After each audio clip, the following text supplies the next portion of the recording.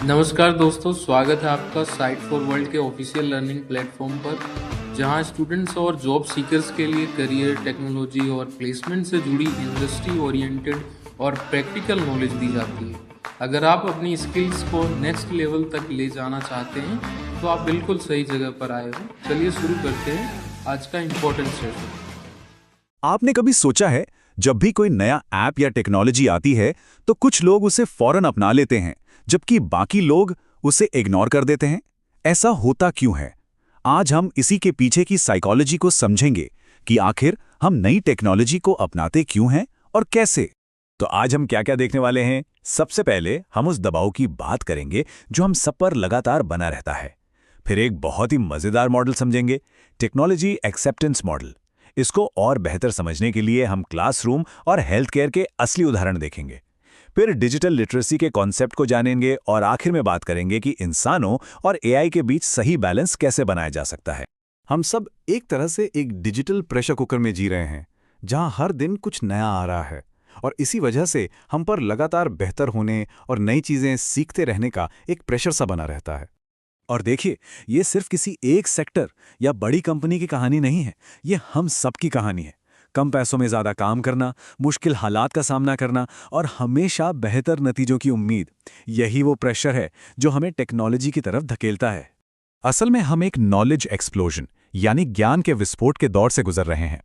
इसका सीधा सा मतलब है कि हमें पहले से कहीं ज़्यादा तेज़ी से नई चीज़ें सीखनी हैं और खुद को उसके हिसाब से बदलना है। तो सवाल ये उठता है कि जब कोई नई टेक्नोलॉजी आती है तो हम उसे अपनाने का फैसला लेते कैसे हैं? इसके पीछे की साइकोलॉजी को समझने के लिए एक बहुत ही कमाल का मॉडल है, जिसे टेक्नोलॉजी एक्सेप्टेंस मॉडल कहते हैं। टेक्नोलॉजी एक्सेप्टेंस मॉडल, जिसे शॉर्ट में टैम भी कहते हैं, ये एक ऐसा फ्रेमवर्क है जो हमें समझाता है कि कोई भी इंसान किसी नई टेक्नोलॉजी को इस्तेमाल करने या ना करने का फैसला क्यों और कैसे करता है। इस मॉडल के सिर्फ दो बहुत ही सिंपल पिलर्स हैं। पहला, परसीव्ड यूजफुलनेस, मतलब क्या ये टेक्नोलॉजी मेरे काम को बेहतर बनाएगी, और दूसरा, परसीव्ड ईज ऑफ यूज, यानी इसे इस्तेमाल करना कितना आसान है, कहीं कोई रॉकेट साइंस तो नहीं। बस इन्हीं दो सवालों के जवाब हमारा फैसला तय करते हैं। और ये पूरा प्रोसेस ना एक चेन रिएक्शन की तरह काम करता है। सबसे पहले हम टेक्नोलॉजी के फायदे और उसकी आसानी को देखते हैं। इससे हमारा एक एटीट्यूड बनता है। फिर उसे इस्तेमाल करने का एक इंटेंशन यानी इरादा बनता है, और आखिर में हम उसे सच में यूज करना शुरू कर देते हैं। सिंपल है ना? चलिए, थ्योरी बहुत हो गई। अब इस मॉडल को एक असली दुनिया के उदाहरण से समझते हैं। Online learning. पैंडेमिक के दौरान तो ये हम सबकी जिंदगी का एक अहम हिस्सा बन गया था, है ना? यहाँ एक बहुत ही दिलचस्प बात सामने आती है। स्टूडेंट्स का खुद पर भरोसा, जिसे सेल्फ एफिकेसी कहते हैं, एक बहुत बड़ा रोल निभाता है। मतलब अगर किसी स्टूडेंट को लगता है कि हाँ, मैं ये टेक्नोलॉजी यूज कर सकता हूं, तो उसका रवैया अपने आप पॉजिटिव हो जाता है, और यही पॉजिटिव रवैया बेहतर एंगेजमेंट लाता है, जिससे आखिर में उनकी परफॉर्मेंस भी सुधर जाती है। और पता है, एक स्टडी में ये भी सामने आया कि जो स्टूडेंट्स पहले से ही स्मार्टफोन चलाने में माहिर थे, उनके लिए टेक्नोलॉजी कितनी आसान है, इससे ज्यादा फर्क नहीं पड़ा। उनके लिए सबसे जरूरी था कि वो टेक्नोलॉजी उनके कितने काम आ रही है। यूजफुलनेस ही सबसे जरूरी थी। चलिए अब अपनी दूसरी केस स्टडी पर चलते हैं, वर्चुअल हेल्थ केयर। डॉक्टर से ऑनलाइन सलाह लेना अब कितना आम हो गया है, तो देखते हैं कि टैम के नजरिए से इसके क्या फायदे और क्या नुकसान हैं। तो लोग वर्चुअल विजिट क्यों अपना रहे हैं? वजह बिल्कुल साफ है। सुविधा, कम खर्च और समय की बचत। कौन चाहता है कि वेटिंग रूम में बैठकर बीमारियों का खतरा मोल ले? ये सारी बातें इसकी परसीव्ड यूजफुलनेस को बहुत ज्यादा बढ़ा देती हैं। लेकिन इसके रास्ते में कुछ रुकावटें भी हैं। जैसे कुछ लोगों को टेक्नोलॉजी की ज्यादा समझ नहीं होती, डॉक्टर से आमने सामने बात करने वाली फील नहीं आती, और प्राइवेसी की चिंता भी रहती है। खराब इंटरनेट जैसी दिक्कतें इसके परसीव्ड ईज ऑफ यूज को कम कर देती हैं, और फिर लोग इसे अपनाने से कतराते हैं। तो इन दोनों उदाहरणों से एक बात तो साफ है, मामला सिर्फ टेक्नोलॉजी का नहीं है, बल्कि उसे इस्तेमाल करने वाले इंसान का भी है। और यहीं पर डिजिटल लिटरेसी का कॉन्सेप्ट सामने आता है। डिजिटल लिटरेसी का मतलब सिर्फ कंप्यूटर चलाना नहीं होता।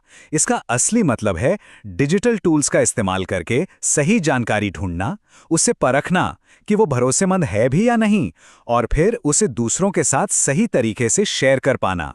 इसमें 6 खास स्किल्स आती हैं, जैसे कि इंफॉर्मेशन स्किल, यानी ये परखना कि ऑनलाइन मिली जानकारी सच है या फेक। या फिर सोशो इमोशनल स्किल, यानी ऑनलाइन दुनिया के सोशल रूल्स को समझना और तमीज से पेश आना। ये सभी मिलकर असली डिजिटल लिटरेसी बनाते। यहीं से डिजिटल डिवाइड का कॉन्सेप्ट आता है। एक तरफ हैं डिजिटल नेटिव्स जो टेक्नोलॉजी के साथ ही पले बड़े हैं, और दूसरी तरफ हैं डिजिटल इमिग्रेंट्स जिन्होंने इसे बाद में अपनी जिंदगी में सीखा। दोनों के टेक्नोलॉजी को इस्तेमाल करने के तरीके में एक नेचुरल सा फर्क होता है। अब भविष्य की ओर देखते हैं, जहां आर्टिफिशियल इंटेलिजेंस यानी एआई हमारी दुनिया को और भी ज्यादा बदल रहा है। यहां सबसे बड़ा सवाल यह है कि हम ये कैसे सुनिश्चित करें कि टेक्नोलॉजी हमेशा इंसानियत की भलाई के लिए ही काम करे। यहां एक सीधा सा नियम लागू होता है, जैसे जैसे टेक्नोलॉजी ज्यादा ऑटोनोमस या स्वतंत्र होगी, हमें उससे उतनी ही ज्यादा जवाबदेही यानी अकाउंटेबिलिटी की मांग करनी होगी। हम किसी भी सिस्टम पर आंखें बंद करके भरोसा नहीं कर सकते। एक जिम्मेदार एआई सिस्टम बनाने के लिए दो चीजें होनी ही चाहिए। पहली है ओपननेस, यानी हमें पता हो कि सिस्टम फैसले कैसे ले रहा है, और दूसरी है अकाउंटेबिलिटी, यानी वो सिस्टम अपने फैसलों की जिम्मेदारी ले सके और उन्हें समझा भी सके। तो हम आज की चर्चा इसी बड़े सवाल पर खत्म करते हैं।